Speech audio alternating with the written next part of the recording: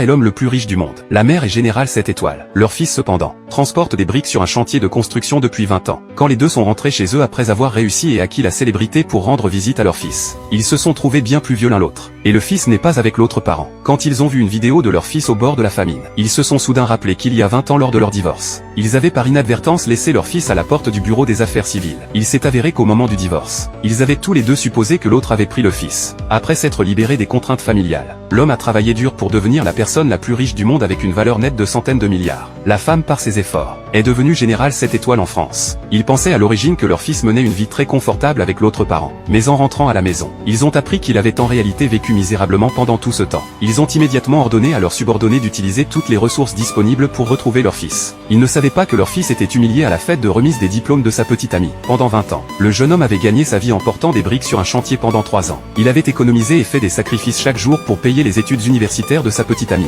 Pour faire une petite surprise à sa petite amie, le jeune homme avait spécialement acheté un collier et était venu à la fête de remise des diplômes. Sa petite amie le regardait déjà de haut car il n'était qu'un ouvrier du bâtiment. Elle pensait qu'il n'avait pas sa place dans un cadre aussi huppé, et l'a promptement mis à la porte de la salle de banquet, alors que l'atmosphère devenait gênante. La meilleure amie de la petite amie est apparue à point nommé pour arranger les choses, déclarant que c'était elle qui avait invité le jeune homme à la fête.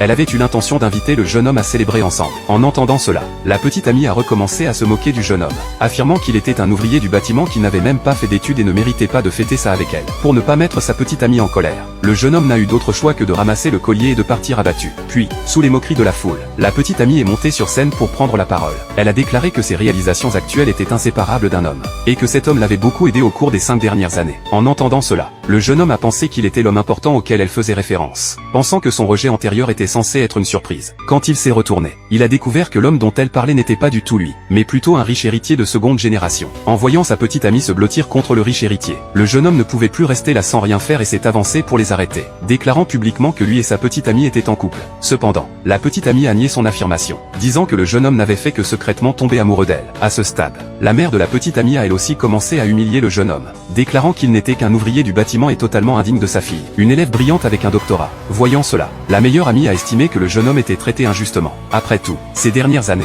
il avait travaillé dur pour gagner de l'argent afin de payer les études de sa petite amie, et avait même payé les frais d'hospitalisation de sa mère. En entendant que la meilleure amie défendait constamment le jeune homme, la petite amie l'a délibérément calomnié en l'accusant d'avoir une relation avec lui. À ce moment, le jeune homme a finalement vu le vrai visage de sa petite amie, étant donné que, il a décidé de considérer ces années comme une période d'aveuglement. Et à partir de maintenant, il n'aurait plus rien à voir avec sa petite amie. Avant de partir, il a exigé que sa petite amie lui rende tout l'argent durement gagné, utilisé pour payer ses études universitaires au fil des ans, ainsi que l'argent dépensé pour les frais médicaux de sa mère. En entendant cela, la petite amie a jeté un verre de vin rouge au visage du jeune homme, déclarant que ce verre de vin valait 500 000 €.